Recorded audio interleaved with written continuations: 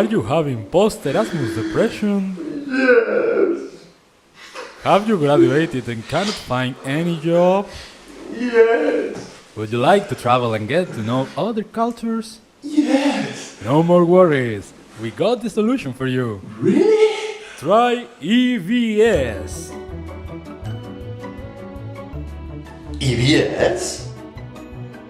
EVS is a European voluntary service from the Erasmus Plus program. With EVS, you can get a volunteering job in another European country while meeting new people and having lots of fun.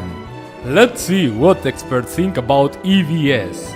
It is proven that EVS increases endorphins by 94%, causing volunteers to feel happier and live a longer life. All of this is really cool, but I cannot afford to live in another country. Don't worry, the accommodation costs are covered. And I have to eat. It's covered. And the travel tickets. It's covered too. And the nightlife. Okay guy, don't push it. Sorry. With EVS, you can work abroad from 1 to 12 months.